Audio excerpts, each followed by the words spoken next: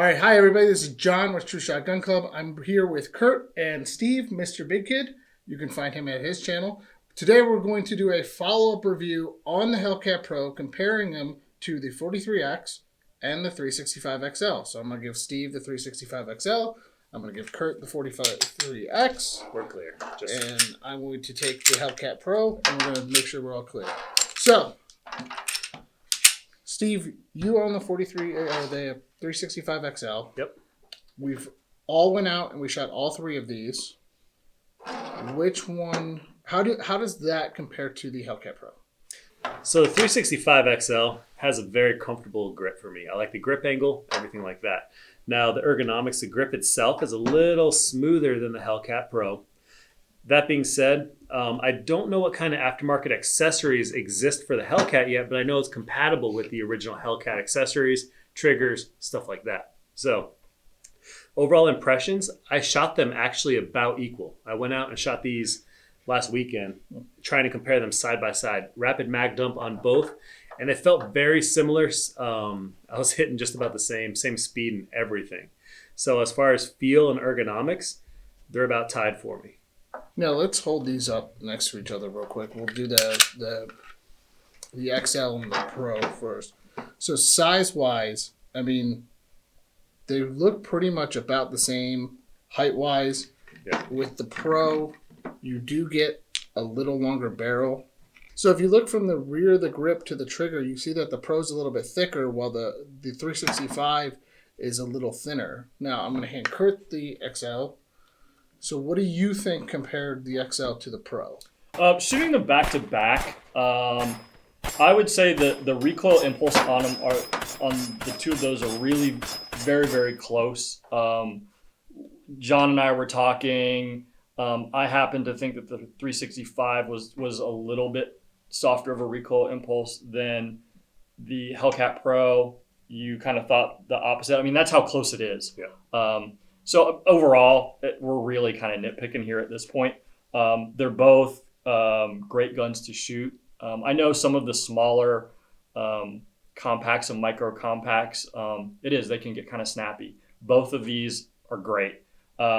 Speaking about the actual frame itself, it is the Sig. It's narrower, and that's, a lot of people like that, and some people don't. Whereas on the Hellcat Pro, it's a little boxier, if you will. You can see it's kind of squared off more.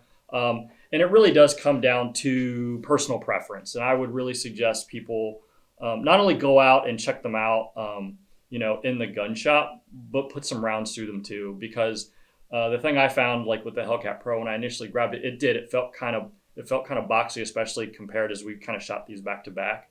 But in actual shooting, both of them are great. Now let's go over to the 43X real quick. So, Curt, let's have you touching points between the Pro and the 43X. So, obviously, we're going to have a lot of comparisons here. The thing that I would really say about the 43X is that this one came out, this is Gen 1, if you will, whereas I would say the Hellcat Pro is almost a Gen 4 or 5. I have to give it to Glock. They created this market segment. They were the first ones to market with a gun of this size. And so with that, we kind of have to keep things in perspective, I think. In shooting it, the 43X is a lot snappier. It just is. The magazine capacity isn't as high. And a lot of times when you compare these two things back to back, you will see that obviously it's easy to say that the 43X isn't as good. And I think the way that I would put that more so is that the 43X has been out a lot longer. And so you can kind of decide what you want to do there. If you really like Glocks and they work for you, then I think it's a great option. But I would suggest that people kind of go around and try them all and see what works best for you. Now let's do a quick comparison size-wise. So size-wise, the 43X, just like the XL, same height-wise. Now if we go to the side view here, the Pro has a longer barrel. That's going to be a theme. The slide is a little bit longer. So Pro has a 3.7. So that, now Steve, you shot the 43X as well. What was your thoughts compared to the Pro? Well, the 43X isn't bad, and I have a 43 at home. The X is much better than the 43 in my opinion. I think we can all pretty much agree on that. I'm not a big fan of the Glock grips in general. I think they kind of lack in the stippling area. The Hellcat has like sandpaper wrapped around it, so really grippy. That being said, I think there's a little bit to be had for the grip on this guy. As far as recoil, the Hellcat feels smoother to shoot than the 43X. Now, when you're talking about the micro compact or mini compact, micro compact XL, whatever you want to call it, this thing's smaller, so it's a little more concealable than the Hellcat Pro. But this thing, I would actually say, is pretty much a micro compact, whereas these are like micro compact XLs. This is more in the lines like that Shield type category, maybe. So let's discuss this real quick and say this is a new category of gun. It's not quite a micro compact. It's not quite a compact. It's in that middle range. So I've shot all three of them. Let's just say the 43X was not my favorite. Do I understand what they did? Like Curt said, it is what we would call the first generation of this type of gun. They really came out with something where you've got that grip size to grab on while pulling from a holster, but you still have the capacity that you want, but it also the thinness of a really good carry gun. Personally, I do like the Sig itself. I do like how the grip is thinner here. The trigger is a flat angled trigger. The 365 always shoots well for me. Now, my thought was that the XL had a little bit less of a snap to it compared to the Pro, but I do like how the Pro has this sandpaper-like texture when you grip it, but when you push it against your skin, you don't feel it. Like if it's sitting there riding in a holster all day, it doesn't feel like it's going to rub raw like, the Shields and maybe even the 365s. So it's got kind of that great texturing. Now, here's some pros and cons between the three. I'm going to bring up a few talking points to you guys, and you can kind of chime in where you think it would be fit. So, for me, the XL losing the rear sight is a negative.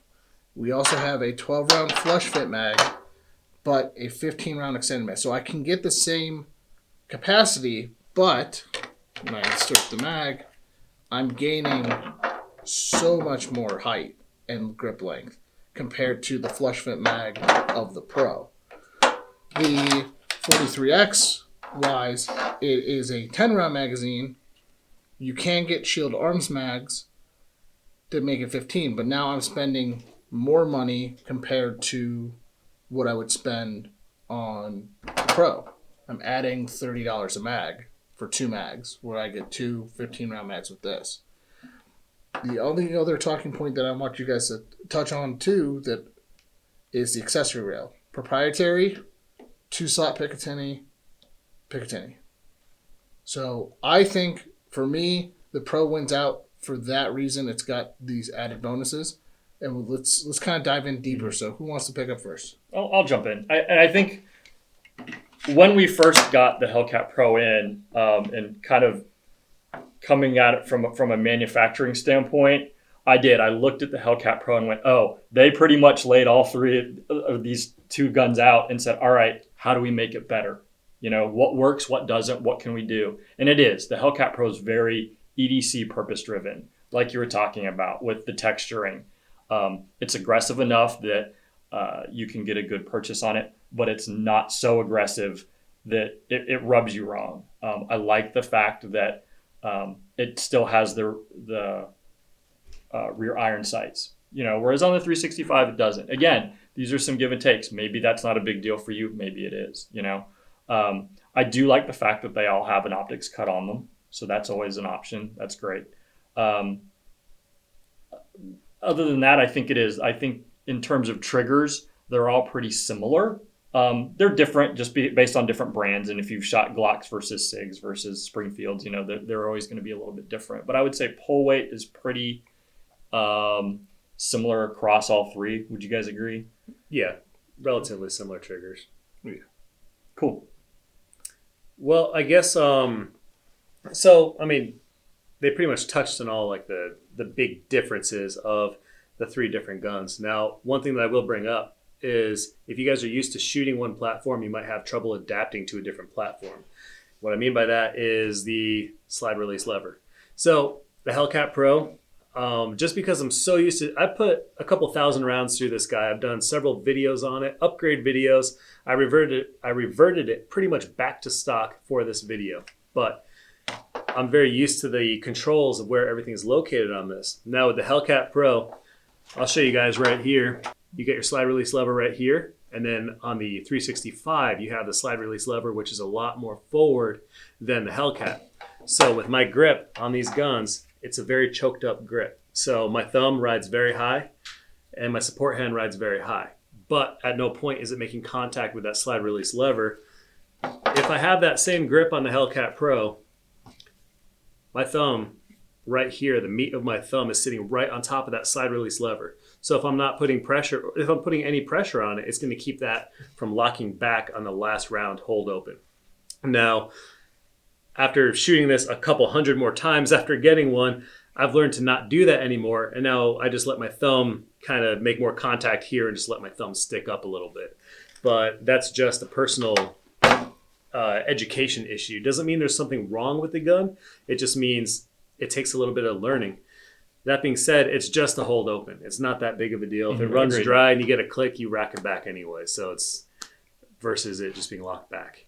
No, I agree. And I think we all kind of ran into that more than once, whereas we were testing it out. I know I had that happen with me as well. But again, it wasn't a big deal. Yeah, and it's not like there's a problem with the gun. It just happens to be in a location that I'm not ergonomically used to, I guess. Mm-hmm.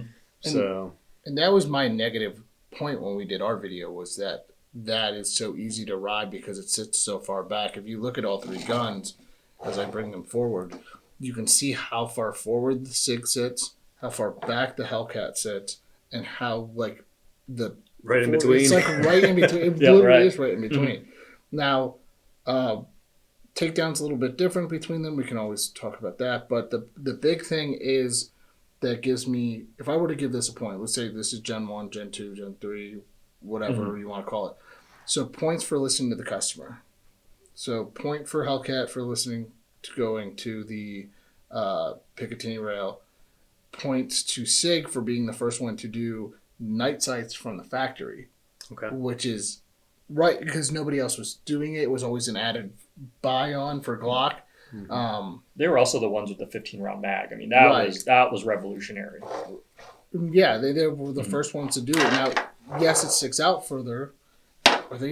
And we can kind of show, like, these are, you've got about the same. It's like a combination of the grip angle versus the magazine capacity. The Hellcat just has a smaller profile with the same capacity.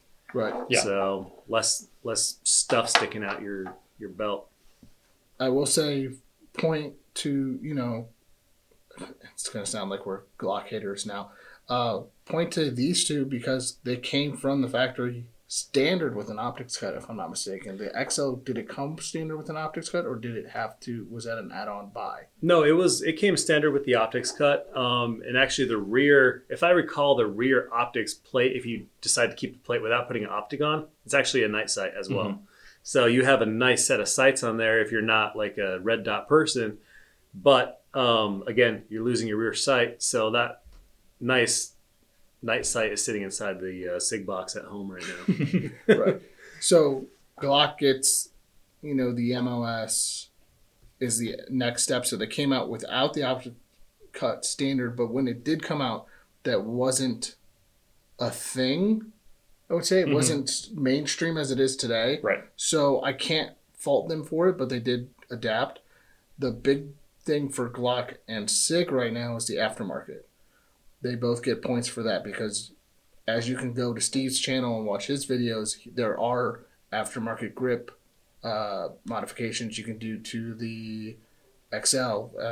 What was that grip you? Mischief Machine, they have the Alpha and the Omega. That's kind of funny. Alpha and the Omega grip modules. And I'll touch on that point in just a little bit too, which is where I give Sig the thumbs up, but I'll let you continue. So for the Glock, I mean, Like, comment, subscribe. right? For the Glock, you've got the aftermarket triggers. Glock was the aftermarket people, so I can give them for that. Mm-hmm. If I were to buy one straight out of the box without having to do any added dollar amount other than an optic, because I can't add that doesn't come standard with any of these, if I'm correct. Mm-hmm. You cannot buy them from the factory with an optic. Mm-hmm. I'm going with the Pro because the fact that they listen to the consumer and they put a bright front sight, it's a night sight, they've got an optics cut, they've got a full Picatinny rail for a light, and I believe it's the TLR7 is what you're showing on yours. Yes. Mm-hmm. The grip texture is TLR7 sub. great. Somebody did mention that we did say it was an ambidextrous mag release. It is not. It's reversible. That's better terming. Reversible mag release. The trigger could use some work, but it's a good defensive trigger. So that's my 2 cents on that. I think that the Pro is the winner of all three of these. In a lot of ways, I would agree. As we've talked about, I think that the Pro has the luxury of time. And they did a great job of listening to their customers and looking at this market and really refining that gun. That being said, if you handed me the 365XL and said, here you go, I don't have a problem with that at all. Are there some trade-offs? Sure. But again, the 365XL came out before. So I don't necessarily fault them for like not having a rear iron sight, you know? Right. What it really was is the Hellcat Pro went, hey, you know what we can do? And that's great. You know, if I were to pick one to carry today, I would go with the Hellcat Pro personally. I also, for me personally, I don't like SIGs aren't quite as comfortable for me than some of the other guns. So it is that plays a role in that decision for myself. That's not a knock against SIG in any way. It's just, that's my personal preference. But between that and the fact that I like a lot of the features and the things that they did for the Hellcat Pro, I would carry that any day.